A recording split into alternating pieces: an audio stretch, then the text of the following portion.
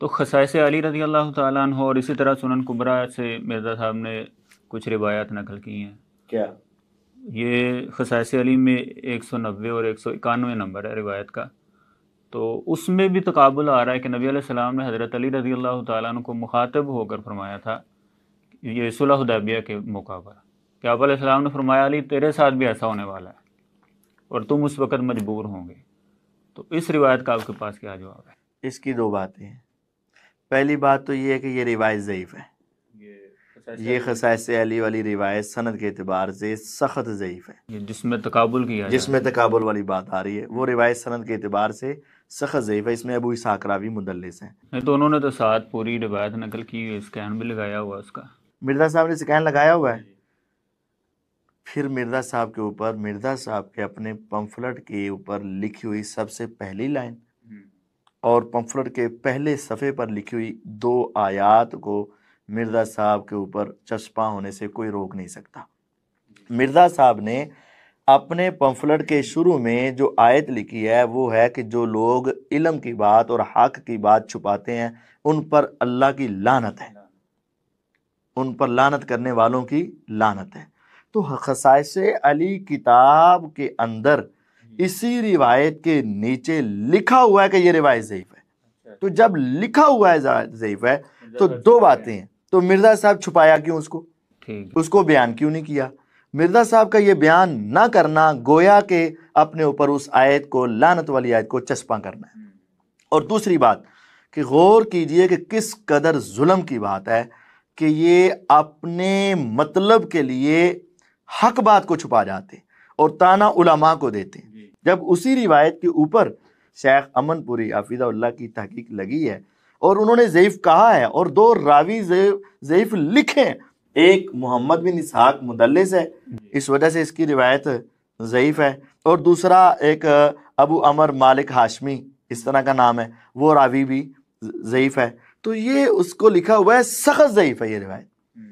تو مرزا صاحب کا اپنے مطلب کے لیے سخت ضعیف روایات بیان کرنا یہ بھی ان کے جھوٹا ہونے کی دلیل ہے، اور پھر ان کا ضعف بیان نہ کرنا یہ ان کی پہلی آیت کے ان کے اوپر فٹ ہونے کی اور اللہ کی لعنتوں کے مستحق ہونے کی دلیل ہے. وہ اتنی لمبی عبارت تو انہوں نے لکھ دی ہے حدیث کی، لیکن نیچے سے ایک لائن کے یہ جملے چھپا دی ہیں. یہ جملے چھپا یہ روایت کیوں بتاتے؟ یہ تو ان کے بڑوں کا کام ہے نا کہ جب بات آتی تو ہاتھ رکھ لیتے تھے. دوسری بات اگر اس ضعیف روایت کو مانو تو پھر وہاں کے اے علی تو اس وقت کیا ہوگا؟ مجبور ہوگا. تو حضرت علی رضی اللہ عنہ کو تو یہ مجبور مانتے ہی نہیں. حضرت علی رضی کس کے ہاتھوں مجبور تھے؟ کہتے ہیں کہ امیر معاویہ رضی اللہ تعالیٰ عنہ تو یہ مان نہیں تھے. حضرت امیر معاویہ کیا تو مجبور مانتے ہیں. تو مرزا تو یہ بات بیان کرتا ہے کہ انہوں نے نیزوں پہ قرآن اٹھا لیے اور انہوں نے مجبور ہو کر صلح کر لی، ورنہ حضرت علی نے تو سب کو کاٹ کے رکھ دینا تھا. تو پھر مجبوری والی بات کدھر گئی؟ تو یہ نیزوں والی بات بھی ثابت یہ نہیں، بالکل ثابت نہیں ہے. ٹھیک ہے، یہ جھوٹم جھوٹ 44 ہے، یہ ثابت نہیں ہے. تو اگر حضرت علی کو مجبور مانتے ہو تو 2 ہی باتیں ہیں، یا تو حضرت معاویہ کے ہاتھوں مجبور ہو گئے یا اپنے شیعہ کے ہاتھوں مجبور ہو گئے، یعنی اپنے جو ساتھیوں کے ہاتھوں.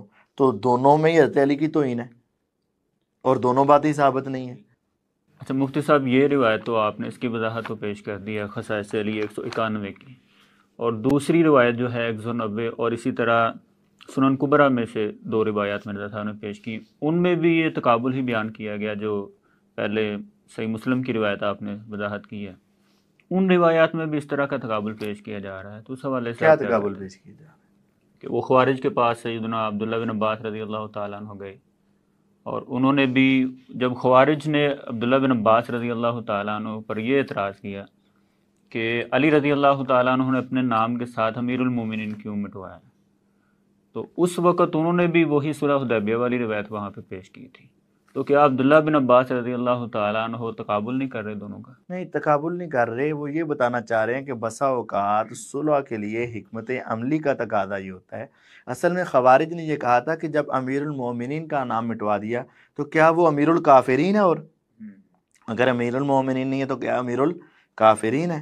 تو انہوں نے کہا کہ نہیں، بسا اوقات صلح کرنے کے لیے یہ حکمت کا تقاضا ہوتا ہے کہ نام مٹا دینے سے اس بندے کی شخصیت مٹ نہیں جاتی، پھر انہوں نے مثال دی کہ جب کافروں کے ساتھ یہ صلح ہو سکتی ہے تو مومنوں کے ساتھ تو بالاولیٰ ہو سکتی ہے، یہ بتایا مقصود ہے۔ یہ تو بات ہے ہی نہیں کہ یعنی وہ عبداللہ بن عباس بھی وہی بات سمجھانا چاہ رہے تھے، وہی بات سمجھانا سہل چاہ بن رہے ہیں، حنیف رضی اللہ عنہ، وہی بات سمجھانا چاہ رہے ہیں۔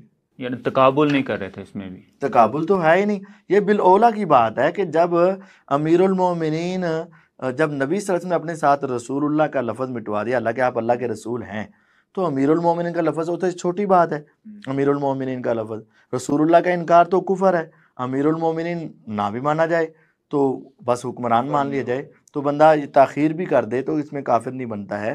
تو بات یہ ہے کہ انہوں نے مقصود یہ تھا کہ جب صلح کی خاطر کافروں کے ساتھ یہ کام ہو سکتا ہے تو صلح کی خاطر مسلمانوں کے ساتھ تو یہ بالاولیٰ بات ہو سکتی ہے، اور یہ ریلیف مسلمانوں کو بالاولیٰ مل سکتا ہے، بس یہ مقصود تھا۔